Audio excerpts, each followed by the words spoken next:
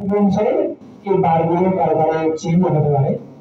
তো সেগুলো আপনি বিশেষজ্ঞ জ্যোতিষীর কাছ থেকে জেনে নেবেন যে আপনার কোন বারগুলো শুভ আর কোন কালার গুলো আপনার শুভ।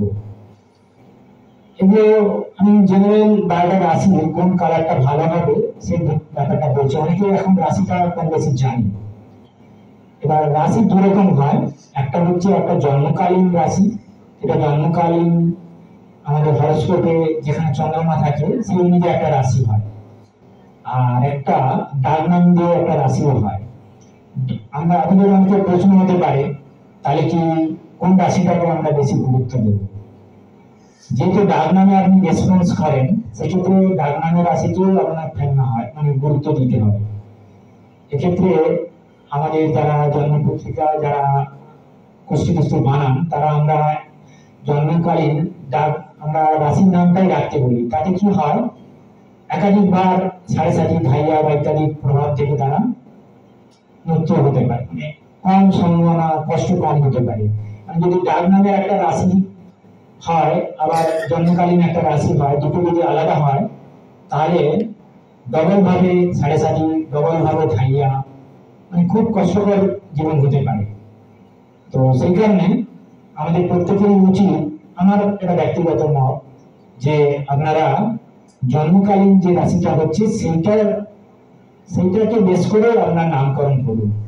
তাতে কি হবে, সাড়ে সাথে হোক ধাইয়া হোক একবারই যত মানে ভুগতে হয়, নাহলে এটা 30 বছরে যদি 7 বছর করে, 7 বছর আর 2.5 বছর, যেমন প্রায় 7.5 বছর, প্রায় 10 বছর করে, 30 বছরের মধ্যে 10 বছর করে 20 বছর যদি চলে যায়, 30 বছরের মধ্যে আমাদের একবার করে শনি আমাদের রাশি চক্রটা ভ্রমণ করে। এটা আমাদের একটু জটিল মনে হচ্ছে, তো আমি সহজ করে বলছি যে একটা আমাদের যে জোডিয়াক সাইকেল রয়েছে, এটা শনিদেব সব থেকে ধীরগতি সম্পন্ন গ্রহ। এই জোডিয়াক সাইকেলকে ঘুরতে সময় নেয় 30 বছর। 30 বছরের মধ্যে যদি কোনো মানুষের আয়ু 30 বছরের কম হয় তাহলে কিন্তু সে সাড়ে সাথে একবার পেতেও পারে, না পেতে পারে।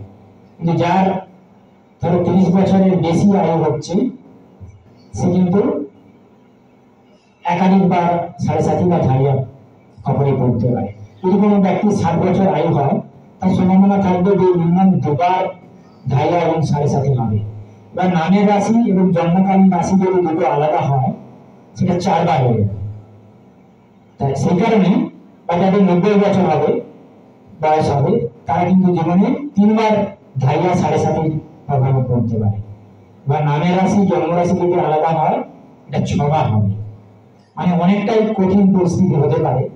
তাই নামকরণের আগে অবশ্যই কোনো বিশেষজ্ঞ জ্যোতিষীর পরামর্শ নিয়ে আপনারা জন্মকালীন রাশিটার সঙ্গে মিলিয়ে তার আদ্যাক্ষর মিলিয়ে তবে নামকরণ করবেন। তাতে কি হয়, আপনার ফিউচার যারা জাতক জাতিকা বা আপনার প্রজন্ম যাতে শনির কবল থেকে কিছুটা সময় যাতে কম প্রভাবে পড়ে সেটার ব্যাপারে চিন্তা করার দরকার আছে। এছাড়াও আমাদের বর্তমান সময়ে ম্যাক্সিমাম মানুষজন ইনস্টিটিউশন ডেলিভারি, মানে এখন আর কেউ বাড়িতে প্রসব হয় না। এখন ম্যাক্সিমাম সময় দেখছি মানুষ একটা প্রতিষ্ঠানে, সে নার্সিংহোম হোক বা হসপিটালে গিয়ে সন্তান প্রসব করার একটা ব্যবস্থা সুযোগ নেয়। এক্ষেত্রে ম্যাক্সিমাম সিজারিয়ান, কারণ আগেকার মতো মেয়েরা নর্মাল ডেলিভারিতে আশ্রয় নিচ্ছে না এবং সিজারিয়ানটাই বেশি ঘটছে।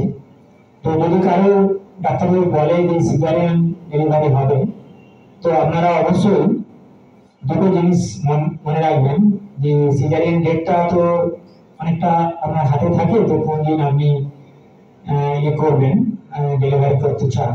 তো সেক্ষেত্রে আপনারা অবশ্যই 4 তারিখ, 8 তারিখ আর 7 তারিখ করে এড়িয়ে যাবেন। এটা আপনার জেনারেশন, আপনার শরীর স্বাস্থ্যের কথা ভেবে, তো আপনারা এই দিকটা যদি বিবেচনা করেন তাহলে খুব ভালো হবে।